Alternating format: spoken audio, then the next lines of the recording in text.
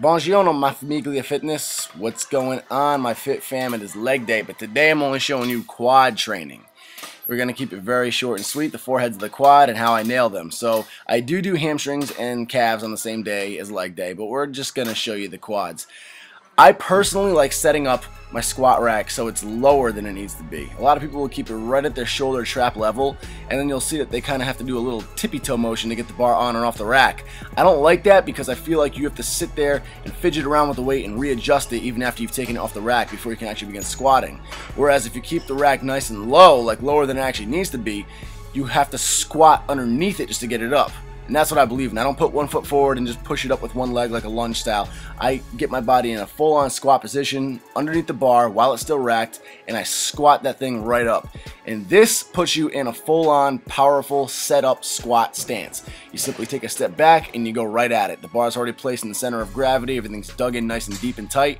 You don't have to fidget around, squirm around, or adjust anything. And I believe that's optimal for getting the most out of your squats as far as your form, your energy, and your overall power goes. So today we're doing a simple pyramid up in squats. I go up to about 315 for sets of 10. Typically try to do about 5 sets for squats, and I always warm up with just the bar. The funniest thing in the world is these kids that try to talk about how they warm up at 225 on a squat. Though 225 may be cake, it's still not warming up because your joints and tendons are cold, and 225 is still 225 pounds. So do yourselves a favor and leave an ego out of warming up.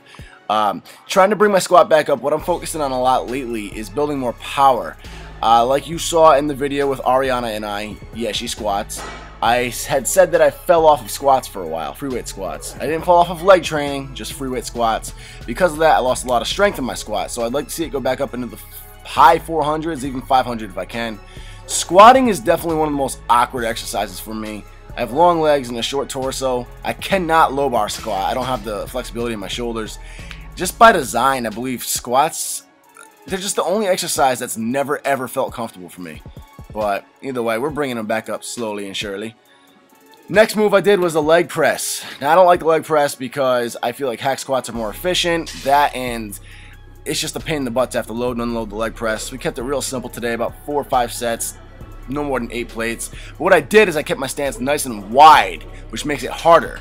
See, a regular stance leg press, I've gone up to 14 plates per side at Gold's Gym, and that's about 1,400 pounds. So today I kept the lighter, wide stance, builds the hamstrings and the glutes activation a little bit more power. Finish it off with leg extensions, 5 sets, nice and heavy. Kept it short, simple, and sweet. And then I would move on to hamstrings and finish it off with calves. Subscribe now, guys.